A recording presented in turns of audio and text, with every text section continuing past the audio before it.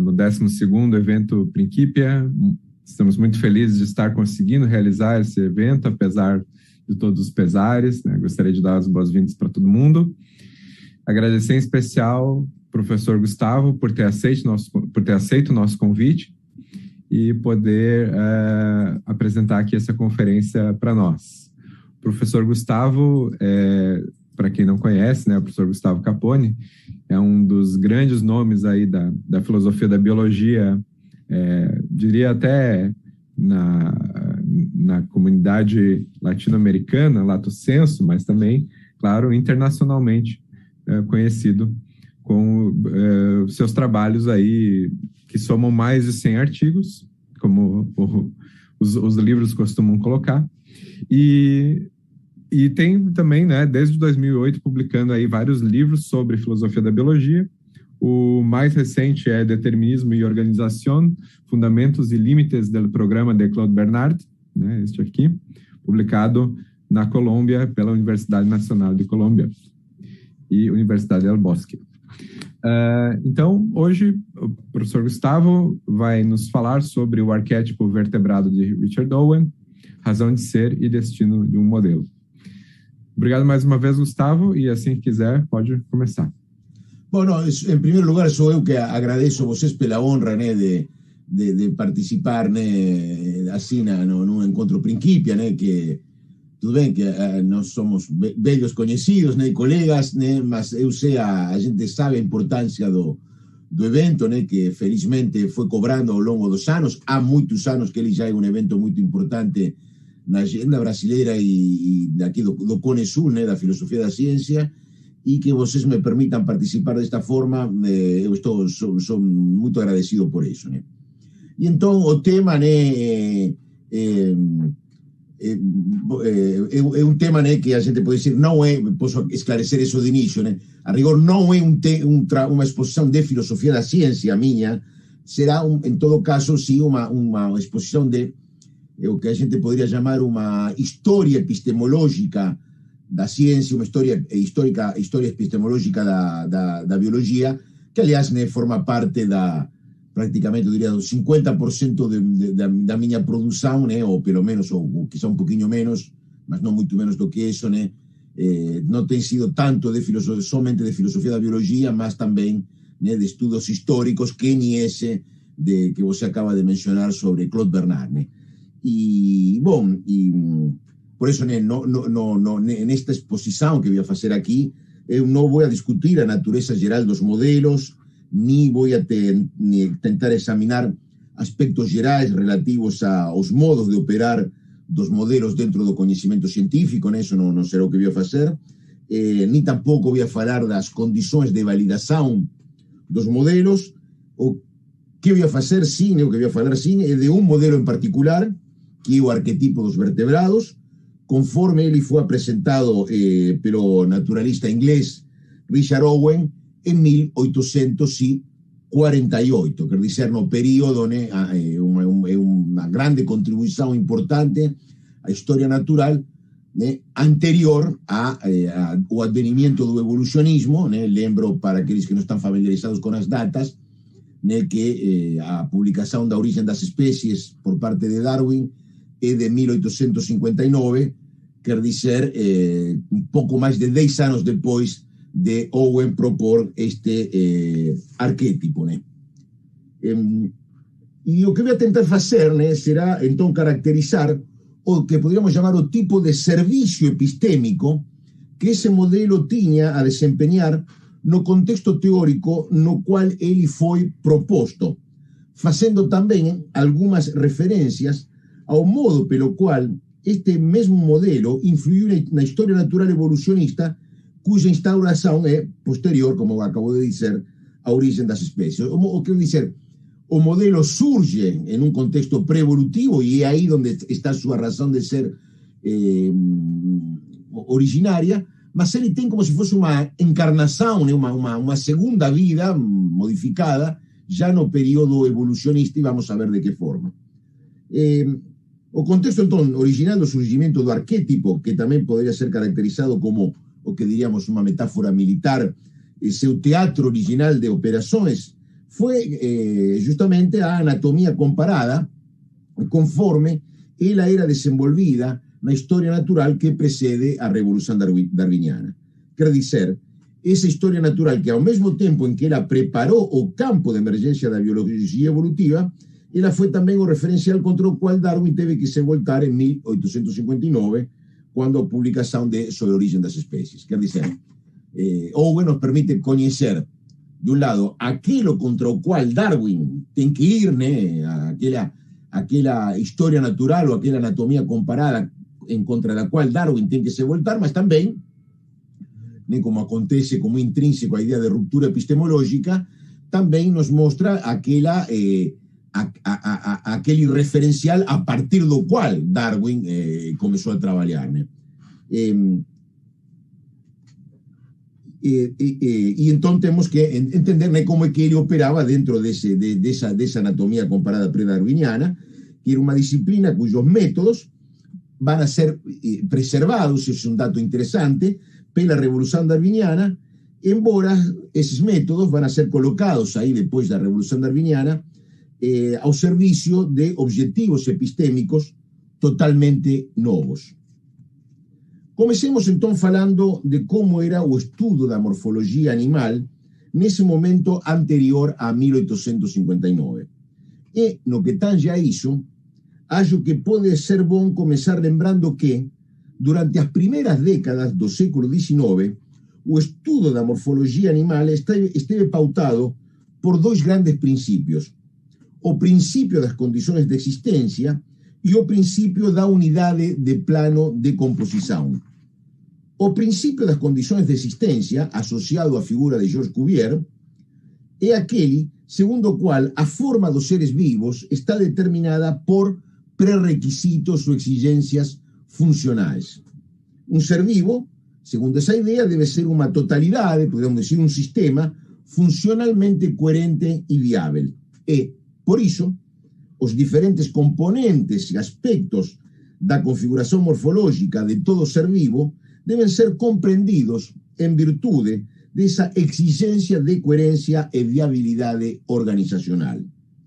Em troca, o outro princípio, o da unidade de plano de composição, ou também unidade de tipo, que vai ser a expressão que se vai usar em língua inglesa, está associado à figura do Etienne Geoffroy Saint-Hilaire, que foi colega, alguma vez amigo e depois rival de Cuvier no Museu Nacional de História Natural de Paris, lá nos anos dourados, né, da instituição, quer dizer, nas 3 primeiras décadas do século, sobretudo nas 3 primeiras décadas do século XIX, embora os dois estivessem aí já praticamente a partir do período revolucionário.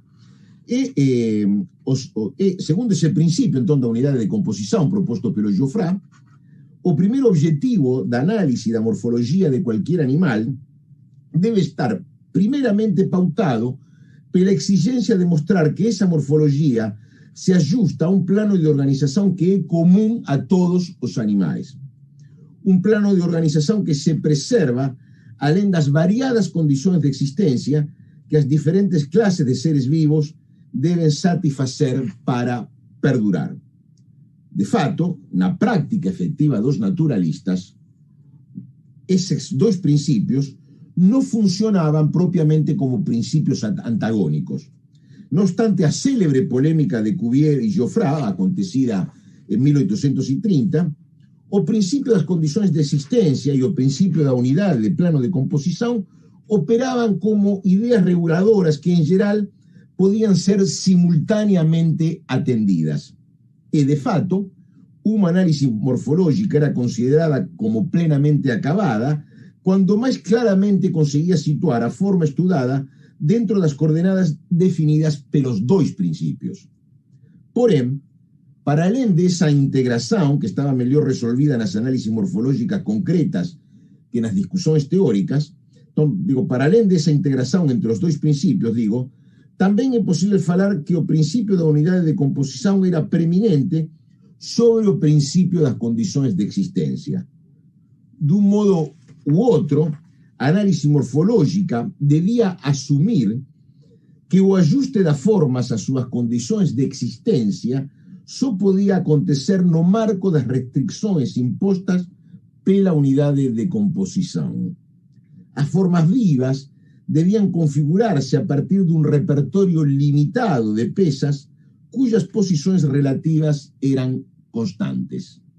E, nesse contexto, se as diferenzas entre os membros anteriores, por exemplo, do cavalo, e os membros anteriores das aves podían entenderse en virtude de suas diferentes funções, e iso era con efeito así, a análise da configuración deses membros non podía deixar de mostrar que, en ambos os casos, estes membros estaban estructurados de maneira semelhante.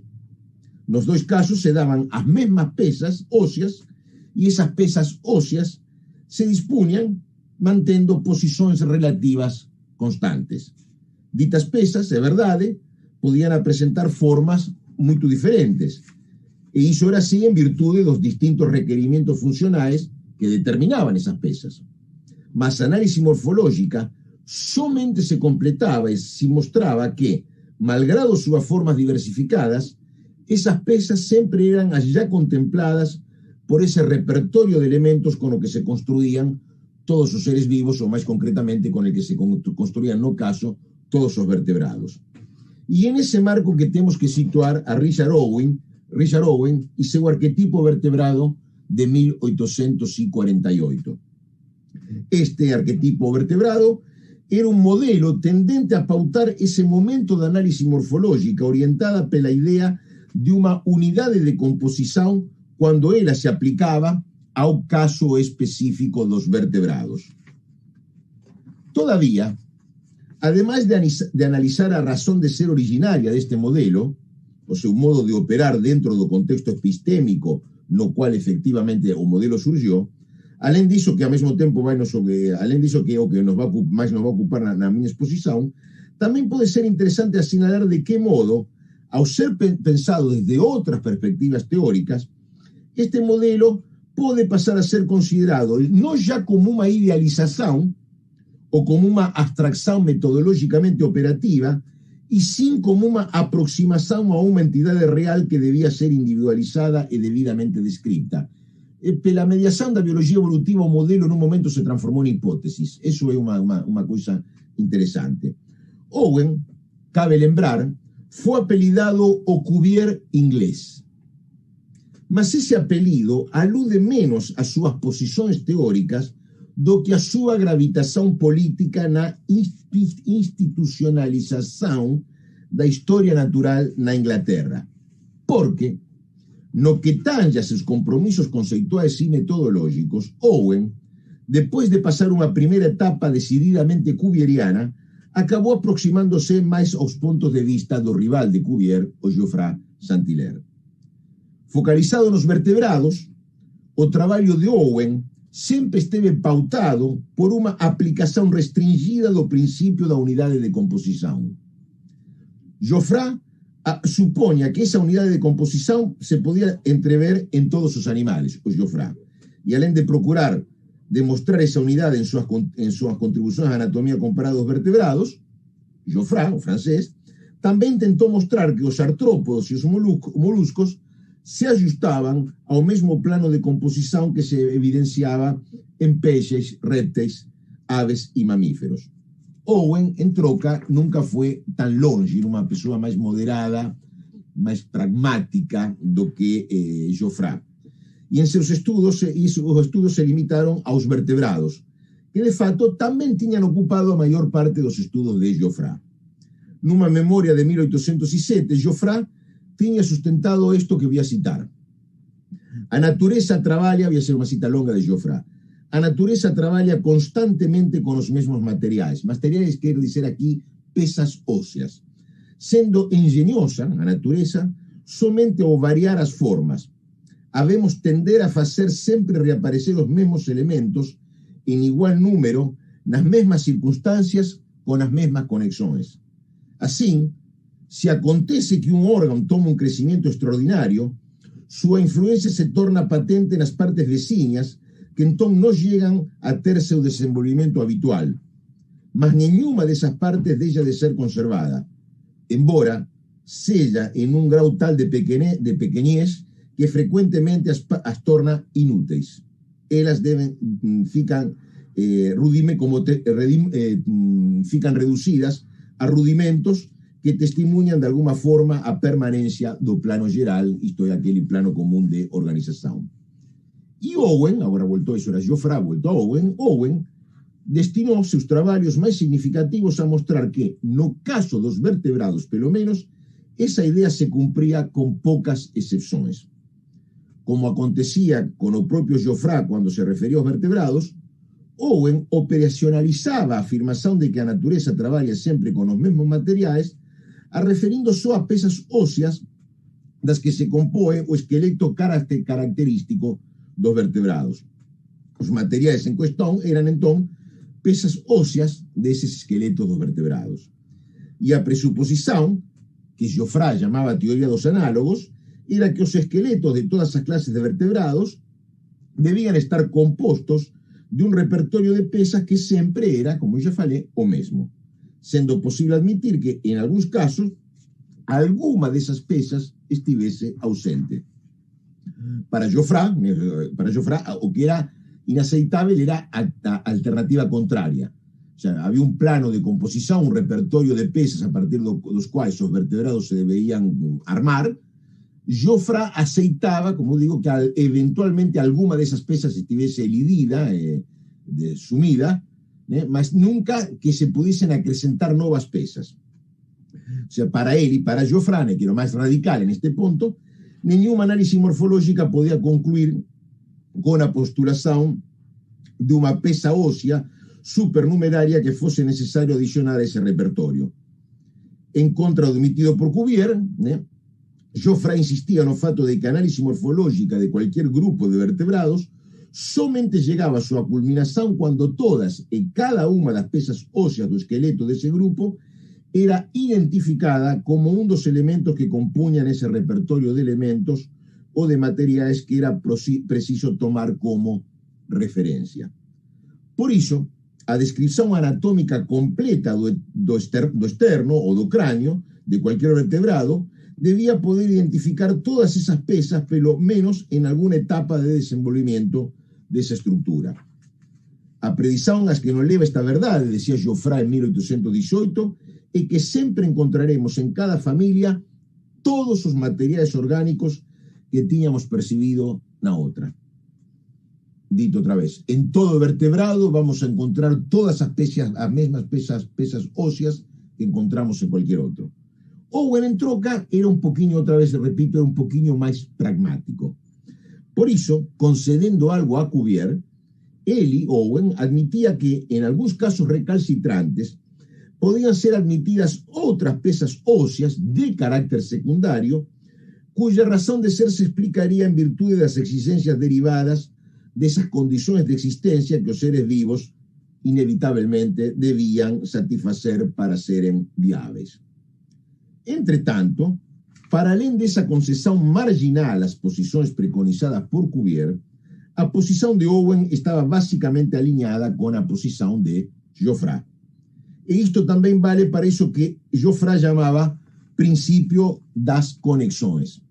Segundo a formulação que dava Geoffroy desse princípio das conexões, a natureza, cito a Geoffroy, faz reaparecer os mesmos elementos em igual número, nas mesmas circunstâncias e com as mesmas conexões.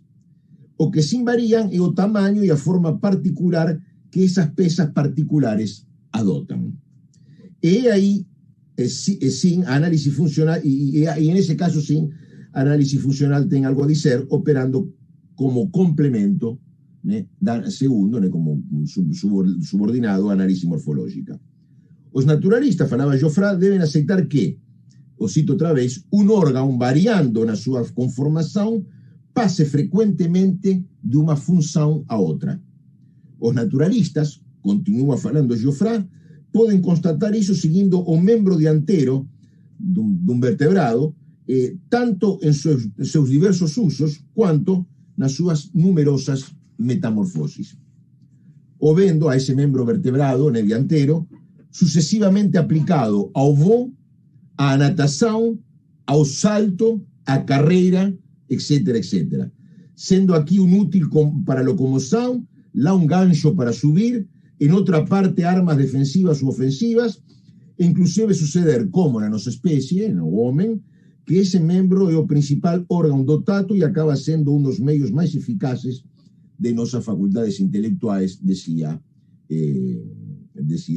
Geoffroy. E ese modo de pensar, conforme vamos a ver, está claramente expresado na función que Owen atribuía a este arquetipo vertebrado que ele retomaba de unha sugestão non tan desenvolvida do anatomista alemán Carl Gustav Carus. Un arquetipo que era un modelo de vertebrado. A filosofía anatómica de Geoffroy pode condensarse nesta regla metodológica. Isto non é unha coisa que dice ele, isto é unha reconstrucción miña. Dado cualquier animal, combinando anatomía e embriología comparadas, móstrese que súas estructuras están compostas dos mesmos materiais que já foron identificados nas outras especies e que súa posición relativa é a mesma. Esa era o imperativo metodológico fundamental da anatomía comparada. Mas, pelo geral, os naturalistas traballaban seguindo enunciações particularizadas desa regra. Enunciações donde ela só se aplicaba a taxons restrictos, como os mamíferos, os vertebrados, tomados na súa totalidade. E é aí que temos que situar o arquetipo vertebrado de Owen. Neste modelo aparecen as pezas óseas que deben identificarse no estudo morfológico dos vertebrados. Dada unha peza ósea particular de cualquier vertebrado cuya morfología esteja en estudo, a análise morfológica deberá tender a identificar a que elemento dese arquetipo esa peza corresponde, sendo iso o que Owen chamaba homologia geral. Quer dizer, en cuanto a homologia especial de dúas estructuras encontradas en dúas clases diferentes de seres vivos se define mostrando que, en ambos casos, esas pezas están na mesma posición relativa aos outros componentes morfológicos do esqueleto. En cuanto a eso se define, eso é o que define a homologia especial, o establecimiento da homologia geral completa e ratifica ese análisis mostrando a que elementos do arquetipo ambas as pezas das dúas clases de vertebrados se corresponden. Owen podería ter dito que estes célebres deseños de Pierre Belon, que Pierre Belon apresentou na súa Historia Natural das Aves de 1555, nunha coisa ben antigua, indicaba o que ele, Owen, já agora voltamos ao século XIX, iría chamar homologia especial. Neses deseños se establece unha equivalencia entre as pezas do esqueleto das aves e as pezas do esqueleto humano. E Belon, Pierre Belon, destacaba iso designando esas pezas homólogas con as mesmas letras do alfabeto. Mas aí, diría Owen, ainda faltaba establecer homologia geral. O que estaría facendo Belon somente sería establecer a homologia especial. E establecer homologia geral é o que realmente a teoría da unidade da composición realmente exige que se estableça. Quer dizer, non já a mera equivalencia entre as pezas óseas dos esqueletos diferentes, mas tamén o fato de que ambos os esqueletos remiten a un plano de composición cuya aplicación é máis geral do que esa aplicación particular que podemos verificar ao comparar dúas clases cualquier de vertebrado. Porém, para que eso seja posible, era necesario ter unha representación ou un modelo claro dese plano común de composición. Pelo menos no que se refería ao caso dos vertebrados, que era o grupo no cual Owen estaba interesado. E ese era o papel efectivamente desempeñado pelo arquetipo. Muito dado ás paqueras con a teología, Owen tiña ese vicio, esa tendencia, Owen ele llegou a tratar ese arquetipo como algo próximo dunha idea platónica ou de unha idea divina que se manifestaba en seus avatares concretos que eran as diferentes subclases e especies do vertebrado. Todavía, si nos queremos entender a función que ese arquetipo estaba llamado a desempeñar, si eso que realmente nos interesa, esos excesos retóricos no ayudan mucho. o platonismo de Owen, as ideas divinas, eso, digamos, en términos de análisis epistemológica, es menos significativo, menos esclarecedor do que poderia no que poderíamos pensar. No que tange essa função epistemológica, eu acho que a noção vulgar de modelo pode ser mais útil. Se pode dizer que o arquétipo de Owen é uma idealização na qual todas as peças que compõem o esqueleto dos vertebrados são apresentadas em uma disposição tal que permite e facilita a legitimação e o estabelecimento de homologias especiais pela mediação do reconhecimento de homologias gerais. Se pode dar por establecido que o membro anterior do morcego é homólogo ao membro anterior da baleia se mostramos que os diferentes componentes dessa estrutura remiten aos mesmos elementos do arquétipo. Porém, para que essa identificação possa ser compreendida, é necessário considerar que Owen suscribe uma tese que, tendo sido originalmente sugerida por Goethe no final do século XVIII, se afianzou na posterior anatomia trascendental alemã. Falo da ideia segundo a qual o sistema ósseo inteiro é uma vértebra repetida, que é o que de fato vocês estão vendo, né? Essas peças que vocês estão vendo aí no arquétipo são de fato vértebras repetidas. Para Owen, então, de fato, né, a totalidade do esqueleto vertebrado se compõe de uma série de vértebras cujas partes se mantêm constantes, embora suas formas, né, a forma de cada uma das partes dessas vértebras, apresente variações. Assim, entre todos os componentes do esqueleto se podia establecer um terceiro tipo de homologia que se adicionava às já mencionadas homologia especial e homologia geral. Aludo a eso que Owen chamava de homologia serial. Isto é, a homologia que existe entre todas as peças do arquétipo e que se traslada a todas as peças dos esqueletos realmente existentes. Todas esas peças não são outra coisa do que modificações dessa série de vértebras que vemos alinhadas no arquétipo. Por isso, para entender de que modo a simple repetição de peças homogêneas, como são as vértebras, pode nos dar o repertório de componentes suficiente para construir todo o vertebrado, para entender isso, precisamos nos deter na configuração dessas peças. Precisamos ver como é que são essas vértebras. Essa seria, né, a vértebra originária. Eu colocou um nome, uma expressão que não usa Owen, que seria a urvértebra. E é para isso que Owen apresentou, então, sua vértebra ideal, que também podemos considerar ela mesma, né, como um modelo, um submodelo dentro do modelo. Quer dizer, podemos considerar este esquema como uma representação simplificada e idealizada da composição de toda a vértebra. Uma representação idealizada que completa nossa compreensão desse modelo de todo o vertebrado, que é o arquétipo.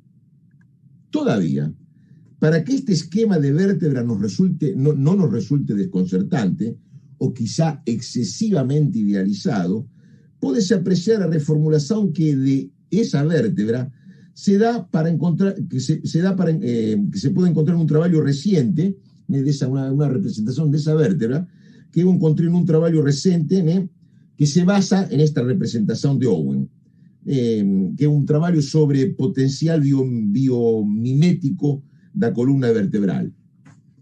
E aí que eu tirei este diseño un poquinho melhor. Segundo Owen, então, pensemos então nesse diseño, segundo Owen, variando a forma, o tamanho, as proporções relativas de cada componente, mas nunca sua posição relativa, a vértebra podia adoptar morfologias muito diversas. E, adicionando a essas variações oportunas bifurcações e segmentações dessas partes, se podia considerar que todas as peças do esqueleto não eram outra coisa do que partes dessas vértebras enfileiradas no espinhaço do arquétipo.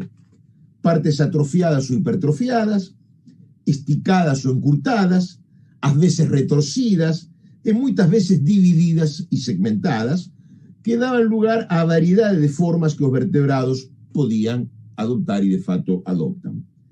E para entendermos ese aspecto do pensamento de Owen, pode ser útil apreciar o que para ele sería un caso particular de vértebra. Falo concretamente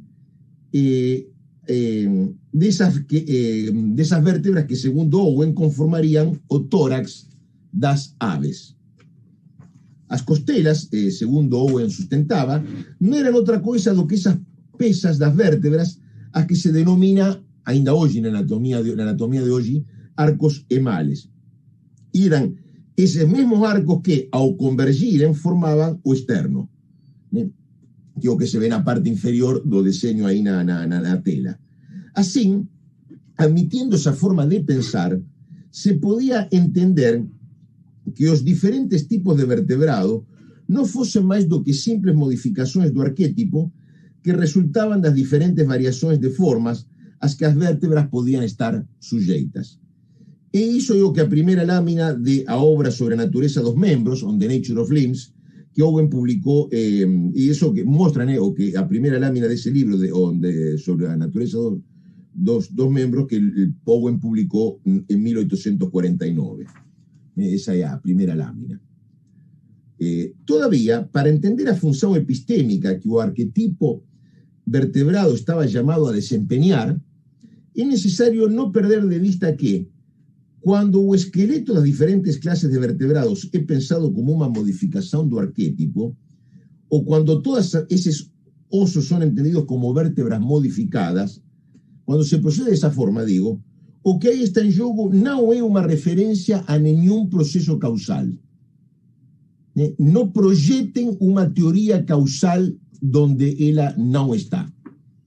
Trátase, en todo caso, de algo máis próximo ao que acontece na geometría cando se diz que unha figura se obtén por unha transformación topológica de outra. Nunha transformación topológica non há nenhuma referencia a un proceso causal, mas sim a referencia a unha relación constante entre diferentes aspectos desas figuras. E, no caso de Owen, a identificación de homologías gerais, especiais e seriais, tampouco envolve en sí propia nenhuma teoría sobre a génesis das formas. Dizer que tal ou cual estructura ósea é unha modificación de tal ou cual pesa do arquétipo non é unha conjectura, nin sobre o que hoxe caracterizaríamos como su desenvolvimento ontogenético, ni tampouco sobre o que hoxe llamaríamos súa historia evolutiva. Non há nada de eso en Owen. Nenhum deses asuntos era tema da ciencia de Owen, dos dados de Owen que Owen quería producir. Nos escritos de Owen, é verdade, poden encontrarse algunhas conjecturas con relación ao mecanismo físico-químico envolvido na repetición vegetativa de partes homogéneas. Segundo Owen, a conformación desa filera de vértebras, que era a base do esqueleto de todo vertebrado, podía responder a unha forma análoga ao que rige os procesos de cristalización. Mas aí ficaba faltando unha alusión, nese caso, as causas finais, as modificacións, específicas, que esas pesas repetidas se presentaban en cada clase de vertebrado e que se explicarían, tamén decía Owen, en virtude das condicións de existencia. Por eso, para entender esa laguna, para entender como aquilo que se repetía mecánicamente despois podía ter unha configuración adecuada ás condicións de existencia, Owen aludía a un misterioso principio teleológico que, pudiendo ter algo da Bildungtrieb de Blumenbach, non era máis do que o deus de Paley atendendo por outro nome. Coisa que alguma vez tentemos traer un artigo já a tempo publicado na nosa revista Principia. Ese principio teleológico operaba en contraposición á repetición vegetativa de partes, que era un agente puramente mecánico. E a referencia que a ese principio pode ser considerado como unha forma de justificar esa negociación, a referencia, de facto, estos dois principios exprime un poquinho esa negociación entre Geoffroy Cuvier que aparece tanto na obra de Owen. Tamén é verdade que, posteriormente á publicación da Origen das Especies, en 1859, Owen, já velho, tal vez derrotado no eclipse da súa carreira, camino ao esquecimento, ele permite, isto é un exagero meu e retórico, tamén é verdade que, posteriormente á publicación da Origen das Especies, Owen permitióse esbozar, ou quizá confesar, un tímido evolucionismo teísta no qual o arquétipo vertebrado, en contra do que alguma literatura reciente quer sugerir, não tinha um papel destacado. Aí, nesse evolucionismo tardío e muito vacilante de Owen, a evolução da forma biológica parecia estar sendo entendida como a progresiva imposição do princípio teleológico sobre os princípios mecânicos que rigen a matéria. E entre esses princípios mecânicos estava essa repetição vegetativa de partes que parecia dar razão da série de vértebras retratadas pelo arquétipo vertebrado. Mas eu acho que também importa dizer que nesse evolucionismo teológico que Owen intenta, esboça no final da sua carreira, o arquétipo já era apresentado como um mero artifício útil para estabelecer a unidade de composição dos vertebrados. Aí, a retórica platônica já tinha sido levada pelos novos ventos que sopravam na história natural inglesa, e assim Owen podia nos fornecer uma pista significativa com relação à função que o arquétipo vertebrado efetivamente tinha desempenhado em seus trabalhos. Owen, com efeito, usou sempre o arquétipo em virtude de dois objetivos que eram centrais para os estudos morfológicos e que podiam ser alcançados simultaneamente.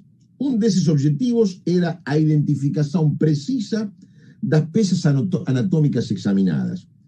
E isso basicamente era feito pelo estabelecimento do que Owen chamava homologia especial. O outro objetivo era a comprovação de que essa identificação não ia contra a unidade de plano de composição. E isso era feito pelo estabelecimento da homologia geral. Quer dizer, a legitimação da homologia especial supunha o estabelecimento da homologia geral, o que exigia alguma representação clara desse plano único de composição, e essa era, como já falei, a função do arquétipo vertebrado, sendo ainda pensável que, para outras classes de animais, fosse possível outros modelos ou estereótipos semelhantes. E aqui temos que falar de um assunto muito importante. Chegou um momento, já somos grandecitos, podemos falar de um assunto muito importante. Falo do fato de que a história natural dos seres organizados que se desenvolve no século XIX, até antes do advento do darwinismo, essa história natural pré-darwiniana, digo, não era uma ciência histórica, Jerzy. Não era uma ciência histórica, Jerzy. A expressão história designa aí, quando a gente usa a expressão história natural, a expressão história designa aí a descrição, uma descrição ou indagação sobre o particular. Não designa a reconstrução de processos passados.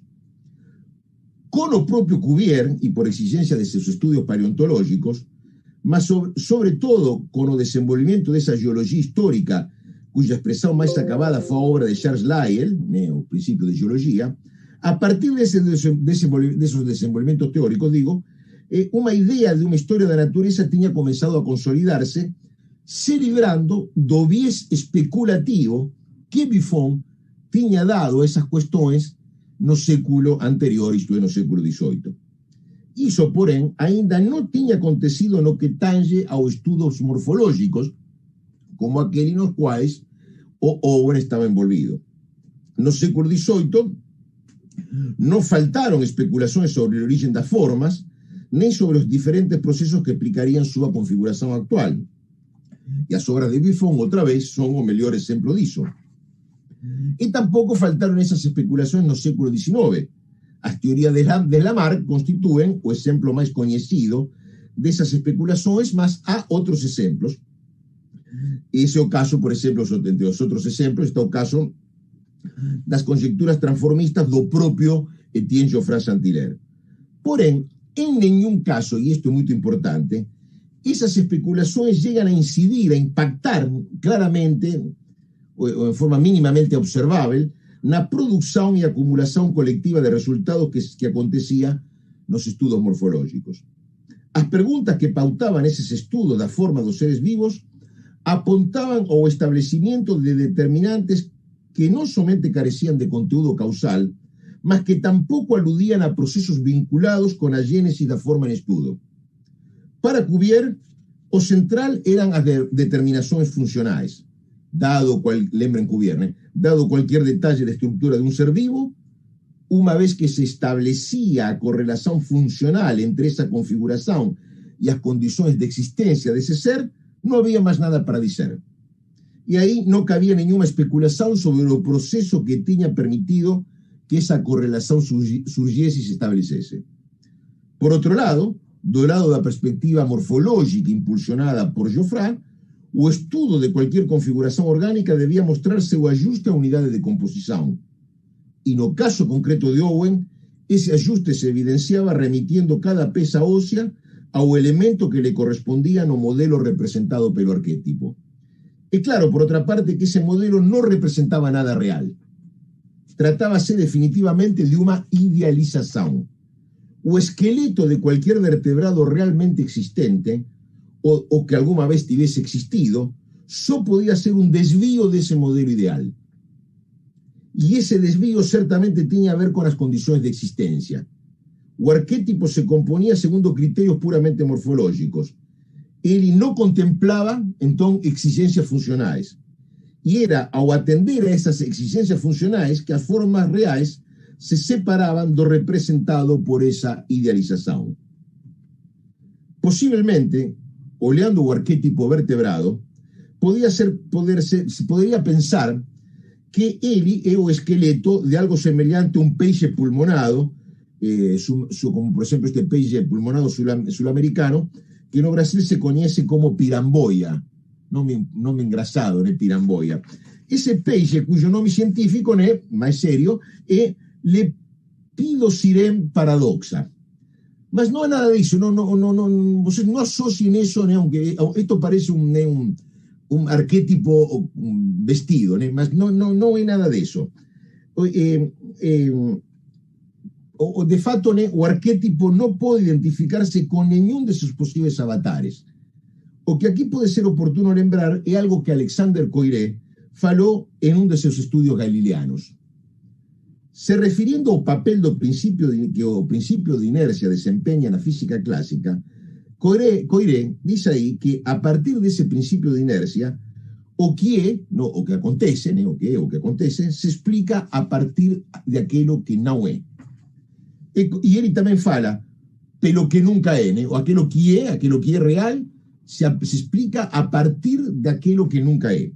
Inclusive, también son palabras de Coiré, a partir de aquello que nunca puede ser. Quiere decir, o estado de movimiento de cualquier cuerpo efectivamente existente solo puede ser un desvío de ese ideal de orden natural que el principio de inercia define. Y algo semejante acontece con el arquetipo vertebrado. Mas semejante no es igual. Importa también importa ver la semejanza, mas también la diferencia. Hay una diferencia importante entre la explicación do real a partir do imposible que Coiré atribuye ao principio de inercia y esa que es permitida pelo arquetipo de Owen. No caso do principio de inercia, a explicación que se insinúa ou se exige é una explicación causal. Mas no caso do arquetipo, eso, como ya falei, no es así. O que o arquetipo permite é una determinación puramente descriptiva na cual cada pieza ósea de cualquier esqueleto, alguna vez presente en la naturaleza, es presentada como un desvío con relación ao modelo ideal que sirve como referencia a todas las análisis morfológicas. Así, entonces, una configuración compleja como a dos miembros anteriores y posteriores de los vertebrados, una estructura que ni esa, fica morfológicamente explicada cuando se muestra que, de un punto de vista estrictamente morfológico, elas son transformaciones dos arcos semales das vértebras occipital y pélvica. Porém, embora no seu contexto epistemológico original o arquetipo no designe nada que possa existir ou que possa ter existido, o fato é que, en outros contextos teóricos, nos quais sí estaba en jogo a reconstrucción de procesos causais, esa condición de mera idealización fue desconsiderada. Nesse contexto poderíamos falar o arquetipo deixou de ser o modelo e virou, como eu decía no inicio, hipótesis. E isso aconteceu em dois domínios diferentes. Um foi o campo da embriologia e outro foi o campo da biologia evolutiva. Nos fin do século, na década de 1820, antes de que Owen apresentasse seu arquétipo, von Baer propôs uma representação do desenvolvimento ontogenético no qual esse processo era visto como uma progressiva especialização e especificação de uma forma genérica. E a partir dessa perspectiva, que fosse impondo ao longo das 3 décadas seguintes, não era muito difícil interpretar o arquétipo de Owen como se ele fosse uma aproximação a uma etapa do desenvolvimento de todo vertebrado. Uma etapa a partir da qual as estruturas se diferenciavam e se especializariam em virtude dos requerimentos funcionais que elas deviam atender. Contudo, a cooptação mais notória desse modelo foi a que aconteceu no marco da perspectiva evolutiva delineada por Darwin. Aí o arquétipo se erigiria em uma aproximação ao ancestral de todos os vertebrados. Conforme Gregory Bateson assinalou, tanto Darwin quanto Baer partiram do pressuposto de que as semelhanças sempre precedem as diferenças. Mas, enquanto von Baer referia esse modo de pensar ao desenvolvimento do vivente individual, Darwin o referia à evolução da linhagem. Para von Baer, a generalização de que a semelhança é mais velha do que a diferença aludia a um embrião. Para Darwin, ela aludia a um ancestral. Desse jeito, a homologia, cujo estabelecimento pode considerar-se como objetivo privilegiado da morfologia pré-evolutiva, passou a ser índice de filiação comum, sendo em virtude dessa mesma filiação comum que ela, a homologia, seria explicada. As diferenças, enquanto isso, seriam explicadas como divergências, cujo ponto de partida era essa semelhança primitiva e cuja razão de ser estaria nessas variadas exigências das condições de existências. Condições de existência que, no contexto da teoria darwiniana, passaram a ser pensadas como exigências de uma cruel luta pela vida. E claro, entretanto, que nesse contexto não era fácil pensar em um ser vivo com reais condições de existir que fosse muito semelhante ao arquétipo de Owen. O ancestral de todos os vertebrados deveria ter sido um ser funcionalmente viável. Por isso, sua morfologia não podia coincidir com a configuração desse arquetipo que era alheio a esses requerimentos de viabilidade sobre os que primeiro Cuvier e depois Darwin, cada um de sua maneira, de forma diferente, tanto insistiram. Todavia, e mesmo assim, é indubitável que o modelo de Owen operou como um esboço básico desse ancestral de todos os vertebrados que os evolucionistas se lançaram a procurar. Possivelmente, o mesmo não fosse muito diferente de uma lamprea, esse ancestral, mas a questão ainda está aberta, o que sim está fechada, felizmente, é esta minha exposição, né? Muito obrigado, né? Como se diz, desculpem vocês qualquer coisa.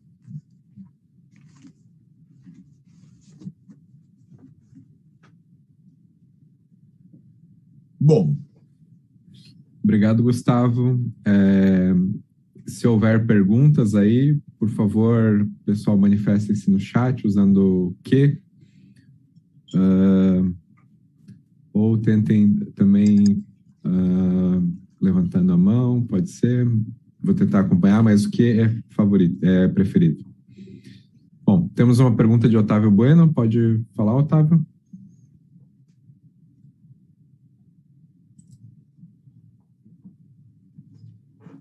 Ok. Gustavo, é sempre um enorme prazer assistir às suas palestras. Tudo bom, Otávio? São muito ricas e cheias de ideias. Gostei muito mesmo. Eu tenho uma pergunta. No estabelecimento da ideia dessa homologia, o quanto há uma projeção a partir de alguns exemplos e similaridades de animais, e o quanto há evidência, de fato, de que os membros dianteiros correspondem a diversos animais, né? Porque... Se falamos dos vertebrados, por exemplo, né, pensemos em um grupo restringido, as evidências morfológicas são muitas, né, as comparações são muito precisas. Imagine que você, aí está a ideia forte, né, de Geoffroy, né? Você pega a ideia de que você pegue, primeiro, suponhamos, um morcego de um lado e um sapo de outro. Você tem que separar todos os ossos de ambos esqueletos e o primeiro que você tem que fazer é casi contar pesas. Você vê que todas elas estão, digamos, digamos, o número basicamente é o mesmo, pode variar muito pouco. Depois você pode começar a colocar elas nas posições relativas que elas estão. E você vê que, digamos, ela sempre está associada, né, morfologicamente a um equivalente do outro lado. Isso, digamos, são análises bem precisos. E depois, por outro lado, o que completa muito todas estas análises e dá uma força maior é o que se chama o critério embriológico. Estamos falando ainda de período pré-evolutivo, depois isto vai ser aproveitado no período evolutivo, mas pense ainda em um período pré-evolutivo. Por exemplo, num momento, Geoffroy se encontra que quando você compara o crânio, por exemplo, de um mamífero com o crânio de uma ave, o crânio da forma adulta apresenta, digamos, menos pesas no mamífero, parece como uma posição uma estrutura mais homogênea. Agora, quando você vai estudar o desenvolvimento, a etapa embrionária do desenvolvimento do mamífero, você vê que em um momento aparecem todas essas pesas que você vai poder ver também no caso das aves.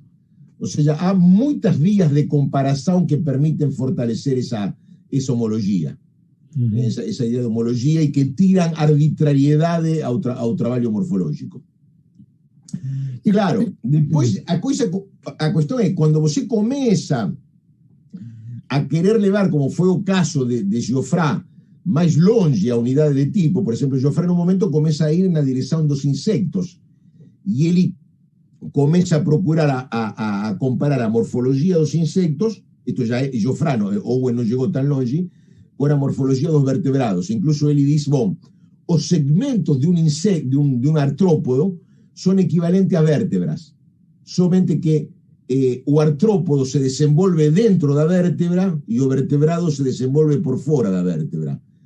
Mas, se você pensa, por exemplo, a cabeça na frente, a disposição dos olhos, a localização da boca, você pode encontrar, aí a palavra que usava ainda Geoffroy eram analogias morfológicas constantes. E ele vai mais longe todavía, e aí entra o escândalo, né? Quando ele chega a querer projetar isso aos moluscos, né? Que ele diz que um molusco à disposição de órgãos, aí já não há peças ósseas, nada semelhante a comparar, né? A disposição de um molusco, de órgãos internos de um molusco, é a mesma que se você pegasse, por exemplo, um vertebrado, um homem, e colocasse, né, como numa contorção de circo, né, a nuca do homem colada à bunda, né? Aí você plegaria dessa forma, né? E aí você encontraria uma disposição de órgãos semelhante àquela que você encontra no molusco. Bom, aí, claro, isso incluso é um debate epistemológico interessante, de saber até que ponto Geoffroy tinha razões, dado o conhecimento morfológico da época dele, para sustentar semelhante ideia, ou se Cuvier tinha razão quando disse, meu filho, você foi longe demais, e mostrou que a teoria da unidade de composição é meio um delírio, né? Que esse foi um empate no qual eles ficaram em 1830, né? Agora, claro, depois o desenvolvimento posterior já, por exemplo, da genética, ou incluso, sem considerar genética, quando você chega na biologia celular, aí, por exemplo, você já pode começar a estabelecer outro tipo de unidades de tipo diferentes, né? Mas não são estas nas quais eles estavam pensando. Mas volto ao início, para a questão dos vertebrados, as análises morfológicas são muito, muito precisas. Há menos arbitrariedade do que a gente poderia pensar. E dar um bom ponto de partida sobre o qual depois vai vir a perspectiva evolutiva, né? Obrigado. Temos uma pergunta de Ariel. Sí, voy a preguntar en español, no hablo portugués. ¿Será que alguien me traduce? La pregunta es esta. En la biología aristotélica, la forma, la esencia es la versión más plena del individuo, ¿no? Según Aristóteles, es el individuo, el macho, según él, adulto de la especie. Mientras que acá el arquetipo parece lo más simple, ¿no? O algo más abstracto, es lo que tienen en común distintos individuos. Y las diferencias o lo individual lo explicas como un desvío impuesto por las condiciones de existencia. Entonces la pregunta es, ¿hay cierta inversión respecto de la biología previa, respecto de qué es lo esperable, cuál es la hipótesis nula y qué es lo que requiere explicación especial, qué es lo desviado? A ver, porque, eu acho que, por exemplo, digamos, se nós temos que pensar a Owen como platónico, ele é um platónico um pouquinho esquisito. Ele não é um platónico verdadeiro, né? Porque, claro, en termos platónicos, o arquétipo é menos perfeito do que, pelo menos, por exemplo, que o homem ou de que qualquer de que a forma adulta de qualquer espécie. Nisso você tem razão, e acho que isso é o que mostra que o platonismo dele é uma imagem superficial, né, que não explica nada das teses dele, e a gente pode pensar que há um pouquinho de oportunismo, né, de parte de Owen nesse sentido. O platonismo era uma filosofia influente em Oxford, nessa época na Inglaterra, o neoplatonismo, e acho que ele está coqueteando um pouquinho com isso, né? Por isso digo, não explica muito. Agora, claro, é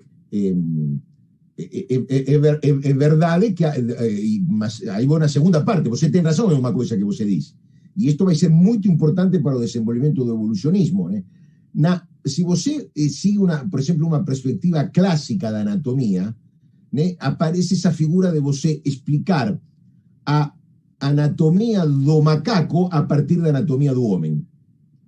Que é uma coisa que aparece em alguma obra de Marx, isso, que nunca perdi essa referência de Marx, que li, de Marx ou de Engels, que li há muitos anos, mas em um momento eles usam isso como dizendo, bom, nós podemos, que acho que em história, eventualmente em tecnologia te pode ser possível, você pode entender uma estrutura antiga em comparação com uma estrutura moderna em algum sentido mais desenvolvida.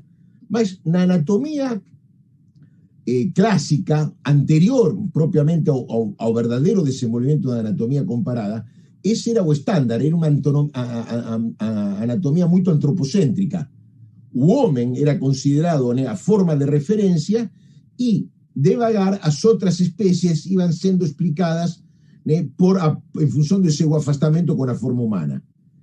Com o desenvolvimento da anatomia comparada, mas aí todos, diria, Cuvier, Geoffroy e talvez um pouquinho antes, esse antropocentrismo desaparece e você pensa, então, a todas as formas, a humana, o morcego, a do reptil, como derivações, como variações de uma estrutura homogênea diferente a todas elas. Mas, claro, não projetemos aí o ancestral, né?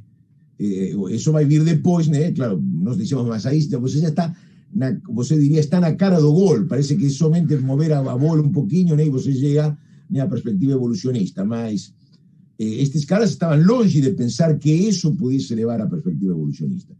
Mas é verdade, mas essa diferença que você diz, Ariel, eu acho que não é mérito de Owen.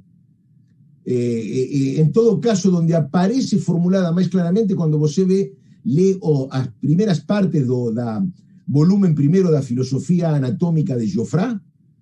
Geoffroy, infelizmente, escrevia muito mal porque era muito inteligente.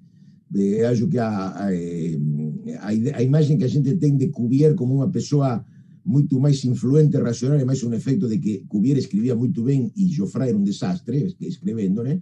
Mas digamos, mostrar que a unidade de tipo, para ser reconhecida, precisa que o anatomista se descentre, se corra do antropocentrismo, já aparece em Geoffroy, e eu imagino que possivelmente, se a gente procura algo um pouquinho anterior, né? Os anatomistas comparados aí franceses do fim do 18, né? Do Beton, Big Dacir, eu acho que a gente encontraria mais ou menos o mesmo. Que é, outra vez, um cambio com relação a Aristóteles, com certeza. Que também prepara o caminho para a perspectiva evolucionista, né? Muito bem, temos mais questões? Não? Juan, pode falar? Olá, professor Cafone. Parabéns parabéns pela interessantíssima exposição. Uma dúvida que eu tenho, e acho que seria pertinente colocar, é a seguinte. Você saberia dizer até que ponto essa ideia de arquétipo, né, tal como concebida por Owen, ela é incorporada, ou pelo menos influencia de alguma forma, a prática da taxonomia tradicional, né, que já existia, né, nos moldes linneanos, e, bem, sempre houve a prática de estabelecimento de tipologias, né, segundo o sistema linneano.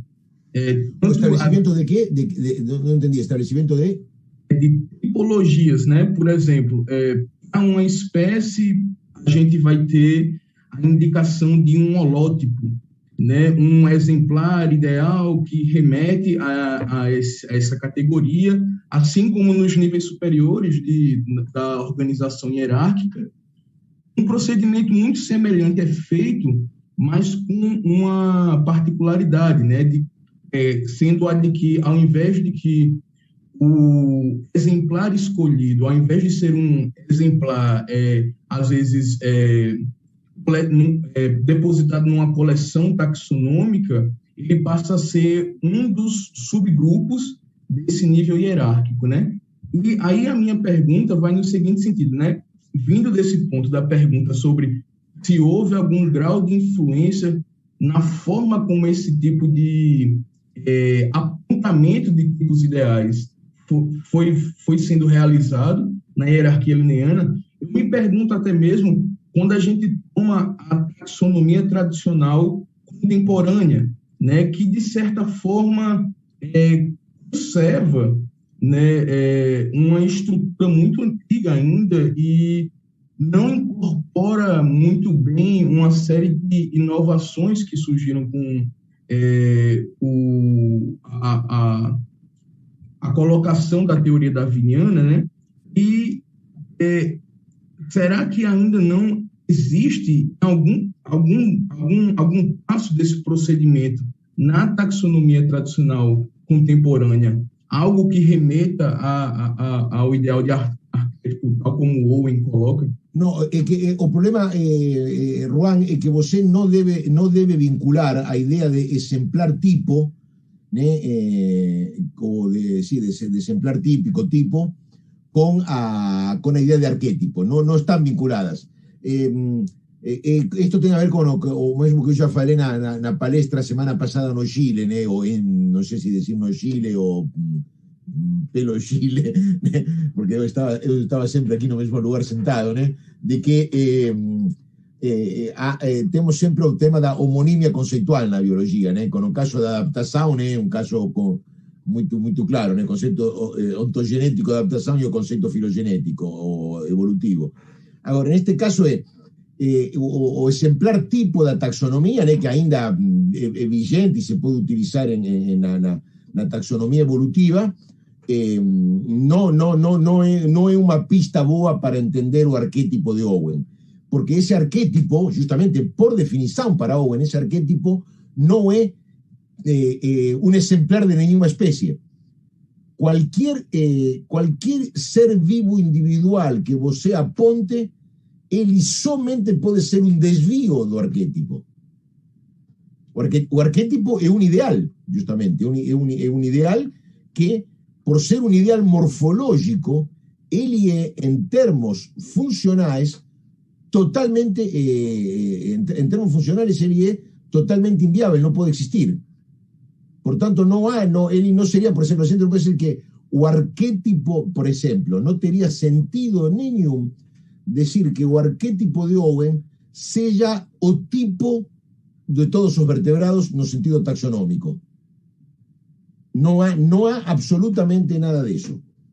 En todo caso, o tipo de todos los vertebrados en sentido taxonómico sería, sei lá, un vertebrado que, sei lá, podría ser, si vos quiere, un un peixe, podría ser un selacanto, mas nunca, né, o arquetipo de Owen. No há uma boa relação por esse lado. O sea, a presencia que Owen tem, o que o arquetipo tem na história natural posterior a Darwin, é justamente a função que Darwin acabou dando, né? É a ideia de pensar o arquetipo como se fosse um ancestral, né? Essa é a única função que ele teve, né? Que, aliás, a única, importantíssima, né?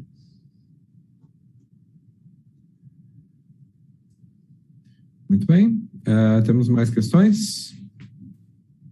Não? Se não tivermos, eu gostaria de fazer uma.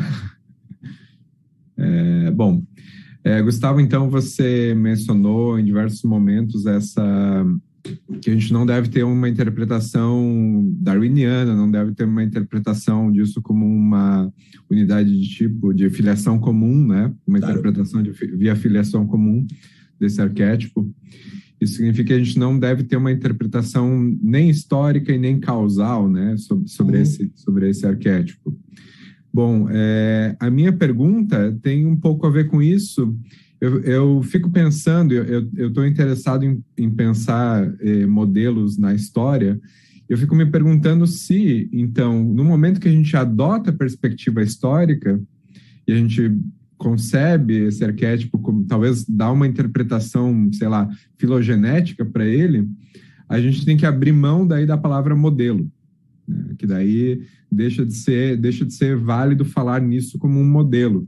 Você tem Por que isso, falar eu falei, ele foi um modelo que deixou de ser modelo, se transformou em aproximação, em uma hipótese. O sea, ele deixou de ser um modelo morfológico, ele funciona como modelo na perspectiva puramente morfológica, ahistórica, no causal de Owen, transferido por Darwin, traducido a ancestral, ele é uma aproximação, uma conjectura, uma primeira ideia do que poderia ser um ancestral. Ou seja, ele ganha conteúdo empírico e deixa de ser um modelo. Mas você acha que isso teria a ver com um caráter, vamos dizer assim, que não pode haver modelos ideográficos, vamos dizer assim?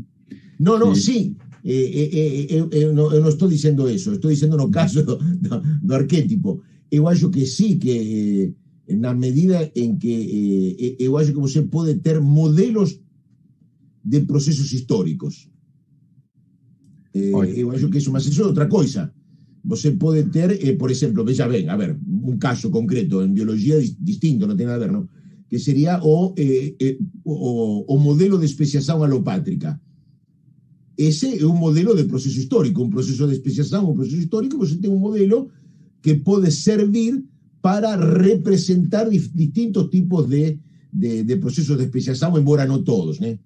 E aí, então, o que importa é, como me imagino que é saber, né, quando você tem um modelo que nem esse de especiação alopátrica, você intenta estabelecer os limites de aplicação dele, quando é que ele se pode aplicar, sob que condições, porque a gente sabe que há circunstâncias onde a especiação não acontece de forma alopátrica. Mas, independentemente disso, isso que antes a gente chamaria de uma teoria da especiação alopátrica é um modelo causal de um tipo de processo de especiação.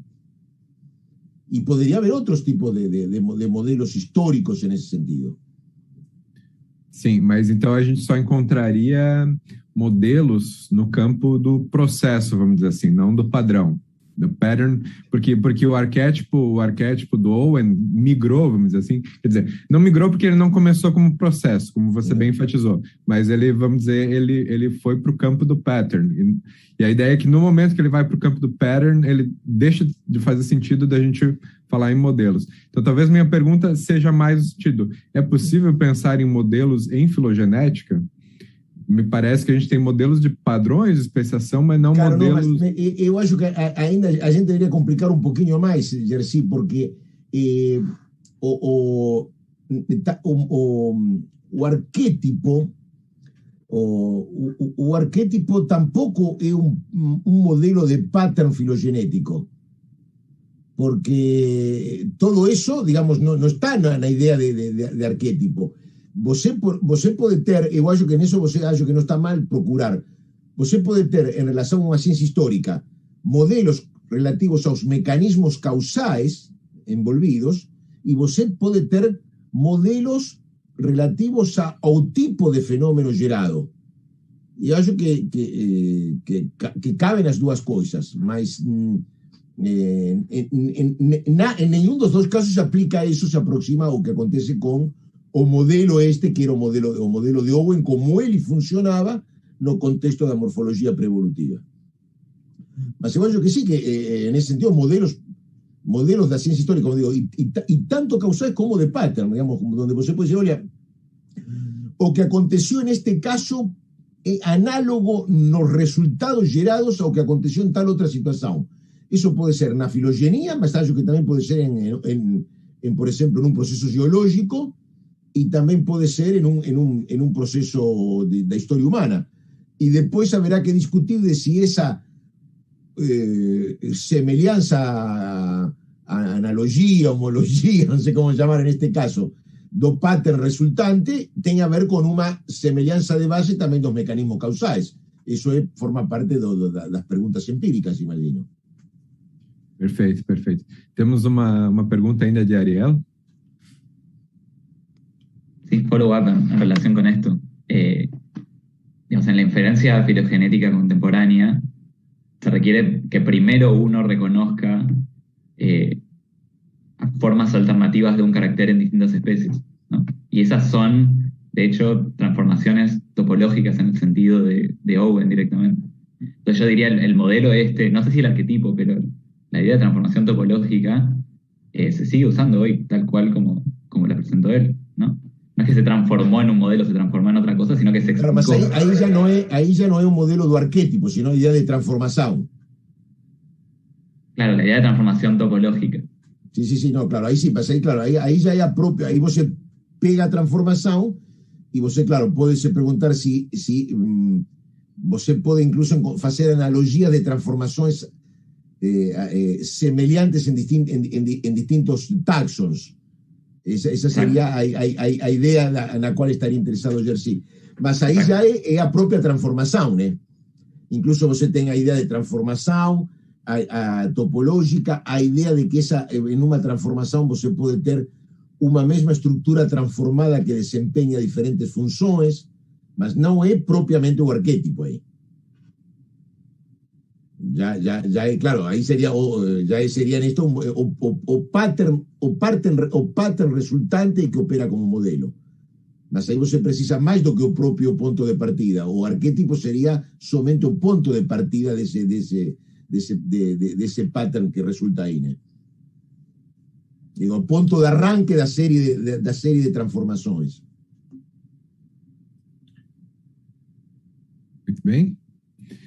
Temos uma pergunta de Cláudio Reis. Cláudio, você quer abrir o seu áudio para falar ou eu leio a partir do chat? Eu posso ler, então? A pergunta é bem breve. Seria um modelo para compreensão e classificação dos vertebrados sem ser um modelo explicativo? Não é um modelo de classificação. Não é um modelo de classificação. É um modelo de descrição, de análise morfológica. Descrição. Eu acho que aí está, o problema é que nós estão tão próximos, Owen e Darwin são de fato contemporâneos, estão tão próximos de um de outro, o movimento que Darwin faz em transformar o arquétipo em ancestral e transformar a série de transformações das quais se refere Ariel em um processo evolutivo parece tão óbvio, nos parece hoje tão óbvio, que nós não podemos tampouco evitar aí projetar, por exemplo, a ideia darwiniana de que a classificação é filogenética, por exemplo. Então, todo parece se nos unir, como está unido, em Darwin, mas não é em Owen isso. Eu acho que dificilmente, aliás, eu diria que se Owen tivesse que ter optado por uma forma de classificar, ele teria ido mais para o lado da classificação de Cuvier, que era uma classificação em termos funcionais, do que para uma classificação puramente morfológica. E isso é interessante, Cláudio.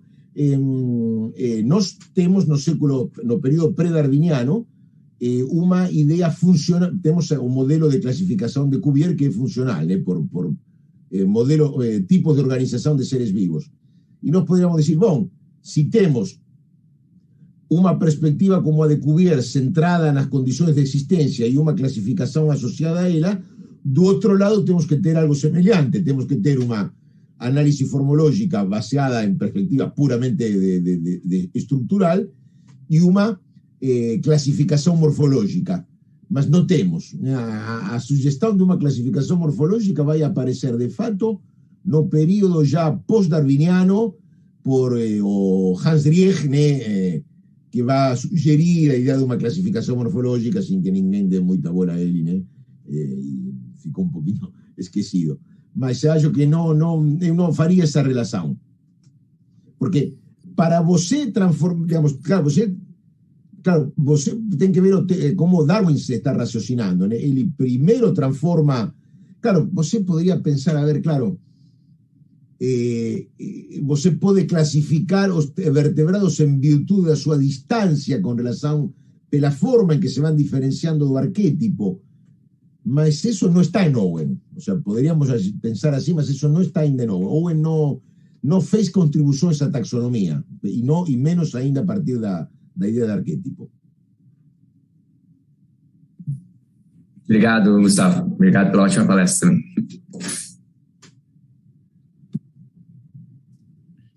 Muito bem, mais perguntas?